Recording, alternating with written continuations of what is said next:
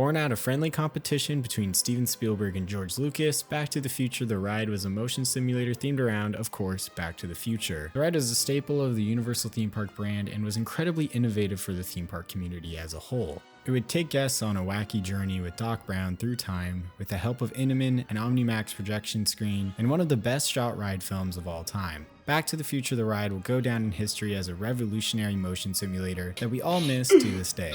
So today, of course, we will be talking about the history of Back to the Future: The Ride.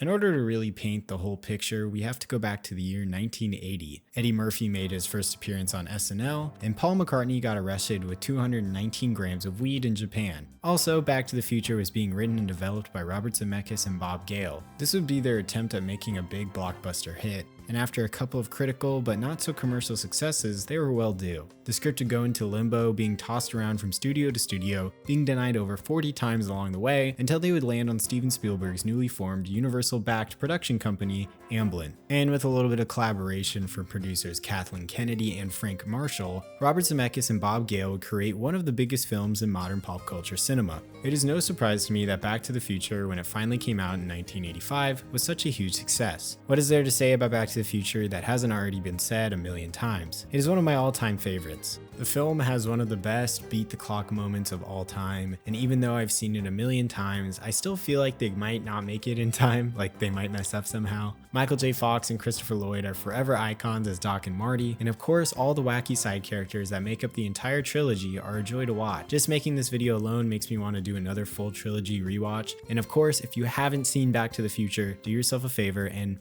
go watch that. Go watch it right now. Long story short, with the success of Back to the Future, it was obvious that Universal would be quick to cash in on their new hit franchise. And of course they would, with merchandising galore, cereal boxes, cartoons, all that.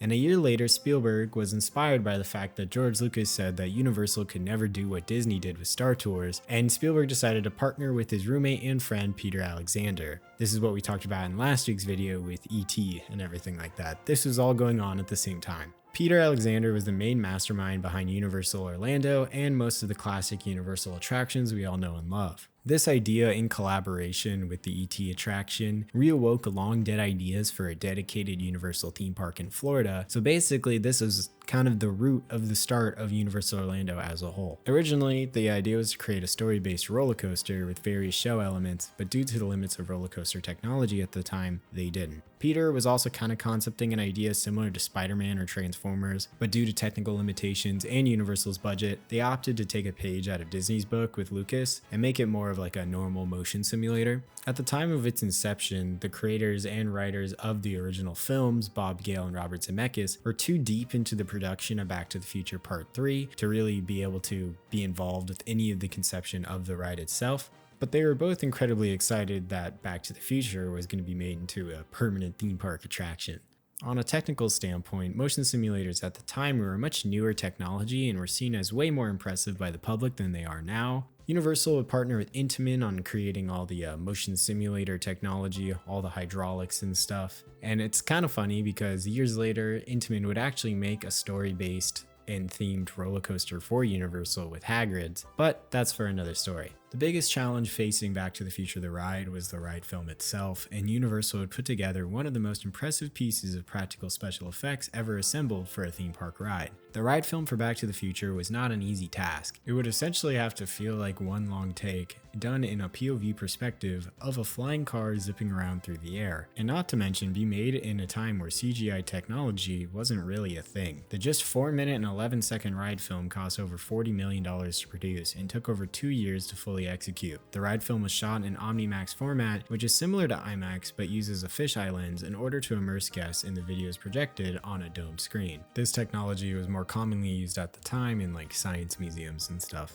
The ride film was directed by legendary special effects expert Douglas Trumbull. He's known more popularly for his works in 2001: A Space Odyssey and Close Encounters of the Third Kind. Douglas was an expert on working with models, which kind of came in handy considering all of the locations in the ride are all miniatures. Very similar again to the way they created the ride film for Star Tours at Disneyland. Both Star Tours and Back to the Future's ride films would be a technical achievement in their own right and proved to be quite a challenge for those who were making them. But all that hard work would really pay off for both of them. The ride film for Back to the Future is stated to be one of the most expensive films ever made, considering the fact that it's at least over $10 million for every minute that is showcased on screen. Originally, when considering Doug, Spielberg kinda was against it due to a previous beef on his work on Close Encounters, due to the fact that I guess it took super long for Doug to deliver certain special effects shots for the film. There is actually a series of various back and forth dramas involving the ride footage, issues with syncing shots with a motion base for the simulator, most of the crew disagreeing and having different creative ideas for the ride. It was pretty much a fight every step of the way. Originally, the whole thing was going to be done in a live action format, and the use of miniatures would be done for shots that they actually couldn't get practically.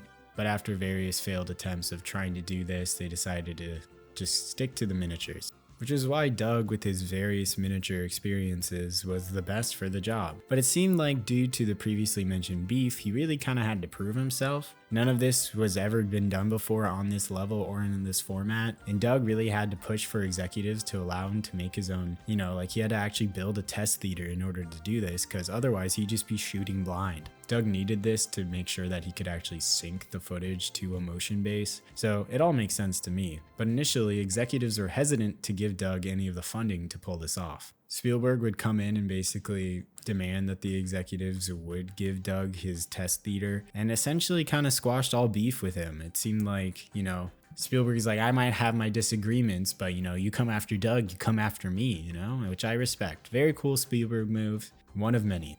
Doug and his crew crafted a whole 4-minute adventure out of all miniatures, shooting on a motion-based camera boom that could slide on a track in between each set piece. Each time you crash into something on the ride was just a subtle way for them to hide all the edits in the film. The challenge that they faced was to give depth and life to these miniatures, but they were also incredibly detailed. You zoom past everything so fast you can't even stop to think about the fact that someone left a cup of coffee in the background of one of the shots. Fiberglass was used to create Ice Age walls, and lava was made out of common food ingredients. All of this adds so much charm to the ride, and the practical effects really give you the feeling that this all could be real. The dinosaurs that we see at the end were both animatronic puppets, which would move in slow motion in order to sync with the camera system. They would even use real live action footage for the end when Biff crashes the DeLorean and is taken away by Doc scientists. They managed to get the original actor for Biff, Tom Wilson, to reprise his role throughout the ride, and a smart way they discovered to combat motion sickness for the film was to use Biff and the DeLorean in front of you as a way to give people something to focus on. It was kind of like an anchor point. Apparently without this you would get way more sick, especially when trying to sync the ride footage. They would often be fighting motion sickness themselves, so I think that's how they probably came up with this idea. But yeah, the Biff in front of you actually stops you from getting sicker from being in a motion simulator.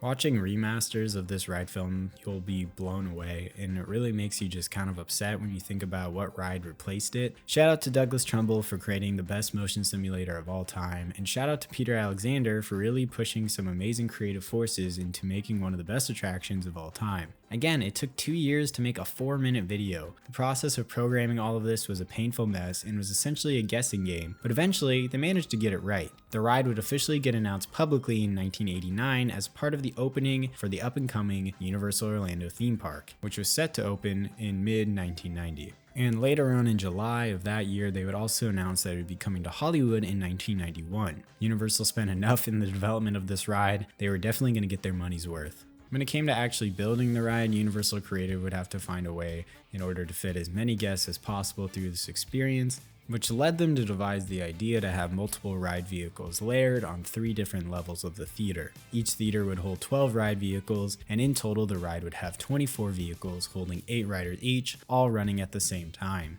3 would be at the bottom level, 5 would be in the middle level, which is the best level for viewing because you are actually centered with the domed screen, and at the top would sit 4 other vehicles. They decided on the film being 4.5 minutes because apparently this is the perfect length to combat motion sickness. Any longer and apparently the chances of you getting sick are much higher. So in total, with onboarding and offloading, this experience would take 6 minutes in between show cycles, and with 24 riders in total, this would allow them to be able to keep up with modern day theme park capacity. Again, so much of this ride was universal creative learning as they go. Everything down to the design of the hallway length and turns was thought about in order to craft the perfect theme park experience. At the time, this ride was really going to prove that Universal could produce a technically advanced attraction that would blow Star Tours out of the water. In order to fill in some story gaps and create all the pre-show story content for the ride, Universal would hire future Ant-Man director Peyton Reed to come onto the project with writing partner Mark Cohen to write out the entire pre-show and on-ride story elements. Anytime during the actual ride Doc or Biff talked to you on the little communicator screen, that was all written by Mark and Peyton. This would kind of add to the story that Doug already created in the ride film. Both of them had tons of experience working on various roles in the production of the main trilogy, so they knew the characters well enough to create something that felt natural with the movies. According to Reed, originally they wanted to make the villain of it like Doc's evil twin brother or something like that, but Reed said he thought the idea was kind of stupid, which I agree with. That is stupid. Biff has kind of always been the villain of the Back to the Future series. I mean, if there is a villain, it's him. I mean, he's a generational level villain. He's like, even his ancestors hate the McFlys in some kind of way. They were both so excited to actually write dialogue for the characters that they've been working with for so long. Unfortunately, Michael J. Fox was too big at the time and wouldn't come back to be a part of the ride. They would quickly shoot all the pre-show and live action content for the ride, and they were now just kind of assembling all the pieces. At this point, it would be dropping way later than the original 1990 release date, and instead, the Back to the Future ride would first open at Universal Orlando on May 1st, 1991.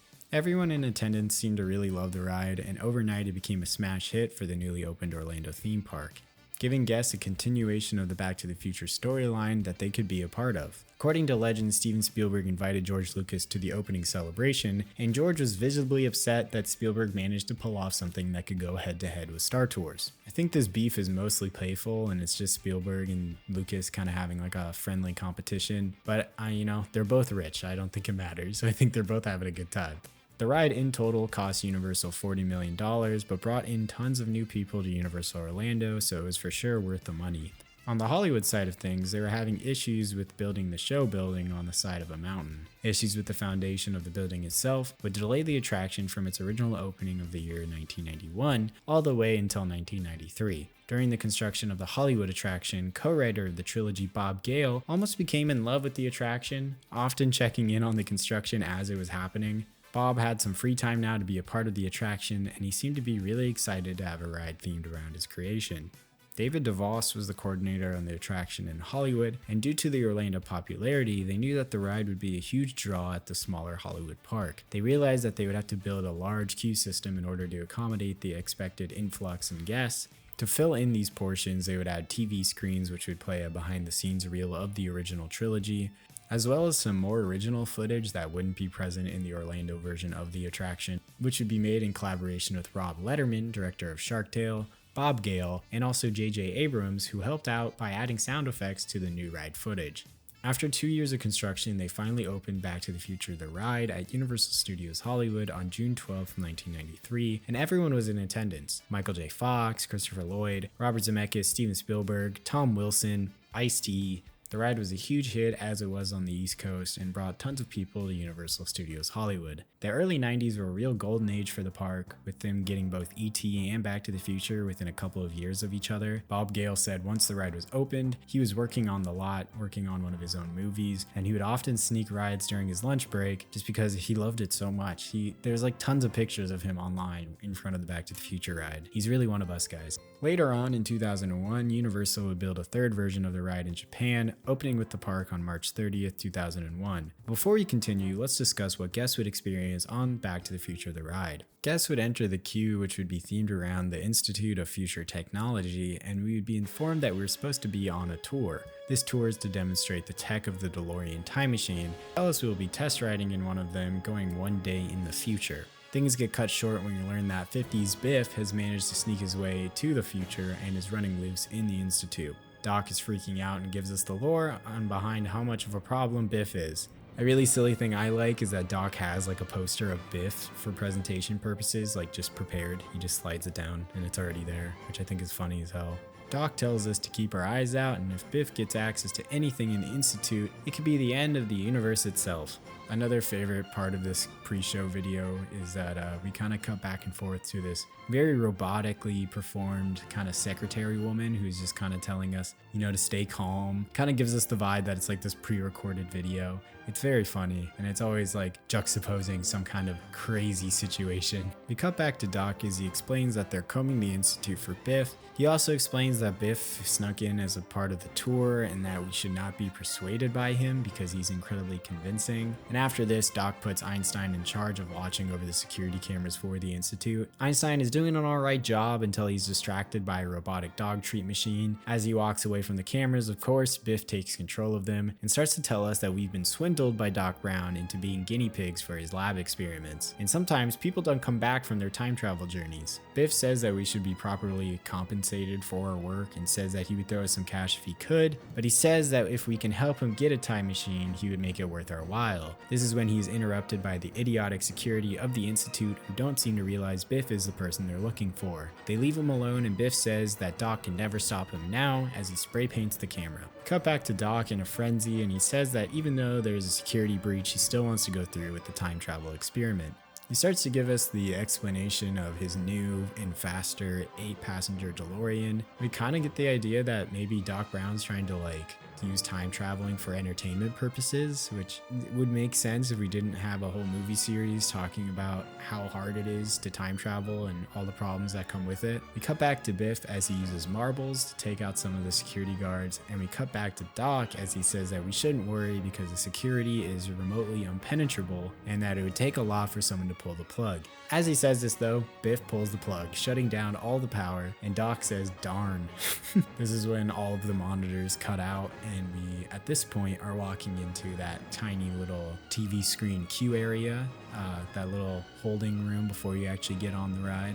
The screen turns on in this room and we see Doc as he attempts to give us the plan for our time travel experiment. This is when he is interrupted by Biff, who triggers the security in his office, locking Doc behind bars. Doc asks Biff how he managed to pull this off, and Biff calls Doc's security team a bunch of buttheads. We see a group of the Institute scientists that Biff is tied up, and they tell Doc that while they're doing experiments in 1955, he must have stowed away and snuck into the Institute. Doc explains to Biff that he needs to go back to 1955 to avoid creating a paradox, and Biff explains that he will with his new wheels, these new wheels being the DeLorean, but not before going on a joyride first. He says he'd like to stay and chat, but he just doesn't have the time, and we get the great line where he goes, "Wait, I got all the time I want." Biff then steals the time machine and skirts off, and Doc starts having a panic attack thinking about the calamity that might follow if Biff gets that kind of power. He realizes he is trapped and nobody besides him and the guests can help stop Biff with the power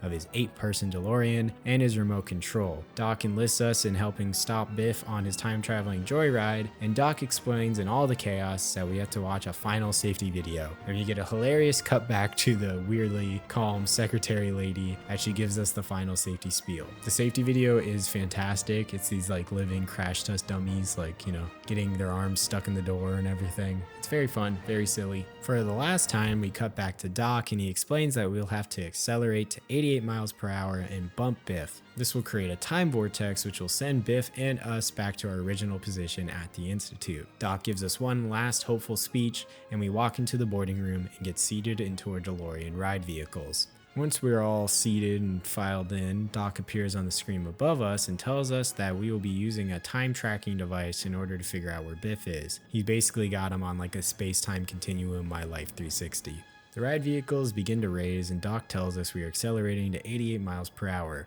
We quickly time travel and we land in 2015 Hill Valley, all futuristic and all, and we see Biff and the chase begins, taking us flying and sliding around the futuristic Hill Valley. As Biff appears on the ride vehicle screen to mock us, he says stuff like, "Gotta get some gas, Doc," as we slam into a Tesco sign. We zip around dodging various parts of the futuristic infrastructure, still keeping on our chase with Biff. We slam into another sign and are taken into a suburban neighborhood, and this is where Biff jukes us basically and almost has us crash into a house. Biff is just basically flexing his flying skills at this point and is making it incredibly hard on Doc for him to catch him. We are led back to the clock tower when Biff hits 88 again and time travels, right before we crash into the clock tower in time travel at the last second. This is when we're taken into the icy glaciers of the Ice Age, and Biff leads us into an ice cave and says, "Back again, come on in," as we seek deep into the icy caverns of Hill Valley millions of years in the past. Biff is sneaking around us when he jumps out at us, causing an avalanche, and we barely escape the falling ice walls and even get slammed by one before we escape out of the cave. Biff time travels away again, but this is when our engine stalls mid-air.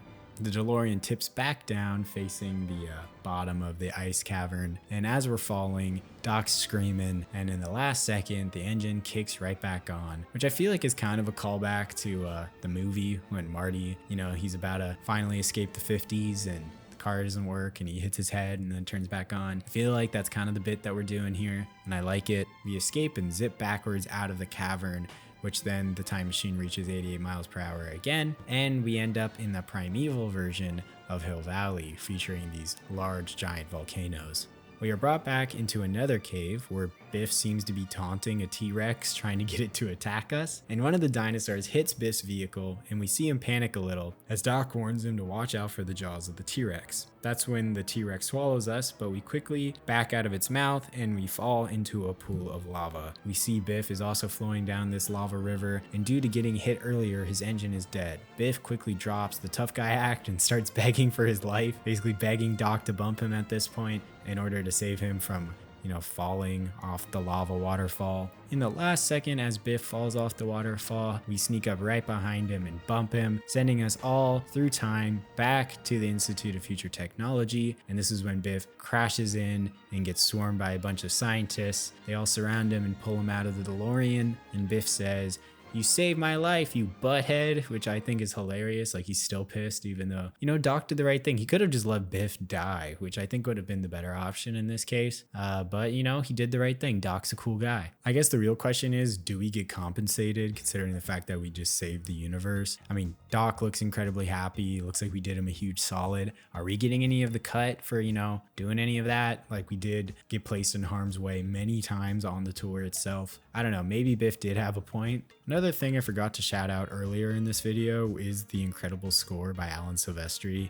He did the score for the ride and of course the original movies, and it's just incredible. It really builds the hype. Like, when Doc's telling you what you got to do and how you got to stop Biff, it's super hype. Like, you want to run through those doors. It sounds super fun.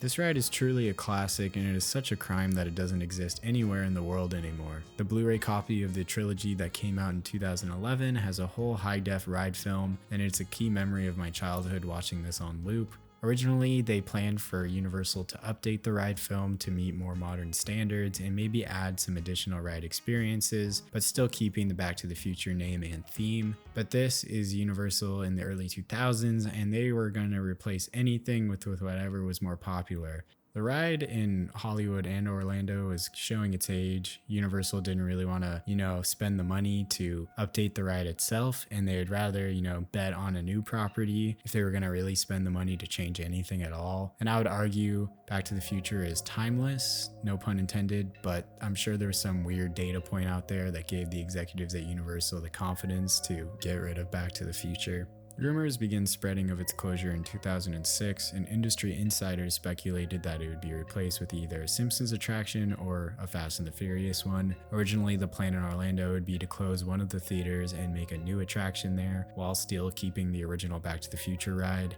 But in 2006, it would be publicly announced that both theaters would close on March 30th, 2007, which stirred up a lot of anger in the newly up-and-coming internet theme park community. I think this is famously really bad, and a lot of people got mad at this. This would also mean that the Hollywood version of the ride would be living on borrowed time, and they announced the closure of the Hollywood version in August of 2007, and would host the final closing ceremony featuring Christopher Lloyd and Bob Gale on Labor Day of 2007. They would also hold a contest where a lucky fan would win an actual 1981 DeLorean, which I thought was super cool. But in turn, this crushed Bob Gale. He was quoted saying, "It's a crime that Back to the Future the ride isn't there anymore. I was devastated when I heard that they were closing it. I was even there for the last day. They had a countdown going, tracking how many days until they shut down the ride. It was gut-wrenching. I really think Bob said it best. It's an absolute crime what they did to the Back to the Future attraction, and I genuinely think the Simpsons ride is such a poor replacement. I'm not going to go into the history of the Simpsons ride because that'll be for another video, but they replaced one of the most impressive ride videos of all time with a horrible and incredibly dated, even at the time, CGI animated 3D Simpsons bit, which feels more similar to the 4D SpongeBob experience that you would see at like the Mall of America or something. I don't think the Simpsons ride in any way rivals the current version of Star Tours. I would ride Star Tours 10 times over before I would even think about riding on the Simpsons ride. I really do love the earlier episodes of The Simpsons, but I really feel like, considering the fact that they spent so much time and effort to create the Back to the Future ride, it could have maybe lasted longer. But now officially The Simpsons has been around for longer than Back to the Future the ride, which is again another crime. I hope that now, because The Simpsons are owned by Disney, that maybe this will mean that Universal will consider replacing it with something new. They're throwing salt in the wound even when you're on the Simpsons ride, because they make a joke about it replacing Back to the Future. We see Doc in animated form trying to take a loan out to save the Institute, and this is when Professor Fink crashes into the banker, forcing Doc to sell the Institute to Krusty the Clown, which creates Krusty Land, which is funny. I think the bit is funny, but man, like, you really gotta rub it in my face like that? Like, damn. The last version of the ride to close, we'd also get a horrible replacement with the Universal Japan version of Back to the Future, closing in 2016 and getting replaced with Despicable Me Minion Mayhem, which is incredibly depressing. I absolutely hate the Minions. I really do. It's disgusting. They're disgusting. I hate them. I'm terrified of the all-seeing minion that we now have at Universal Hollywood.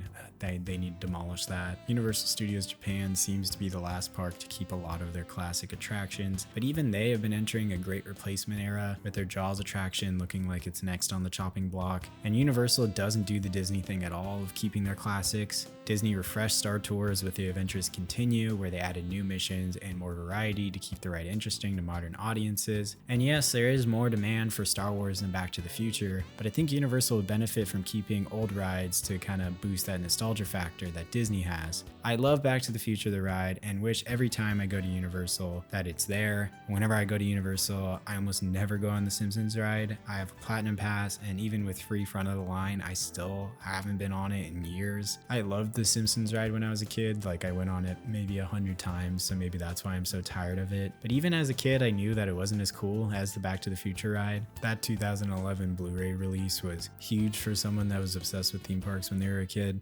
This video is made to honor Bob Gale and all of us fellow Back to the Future ride fans. I really hope, in the future, maybe they'll reprogram the Simpsons ride for a night and let us ride the Back to the Future ride one more time. They can do it. They have the capacity to be able to do it. Who knows? The Simpsons ride will get replaced with the Wicked ride pretty soon, and we'll all be singing Popular as we get shaken around in a motion simulator. But other than that, guys, this was the video. Hope you guys really liked it. Back to the Future the ride is awesome, super crazy. This video is way too long, but if you guys liked it, please like, comment, and subscribe, and tell me what you guys want me to do next. I want to keep doing these Universal videos until eventually I've done all the classics. So what's up next? Is it Jaws? Is it Confrontation? Let me know. Thank you guys for watching, and I'll see you in the next one. Bye bye. Peace.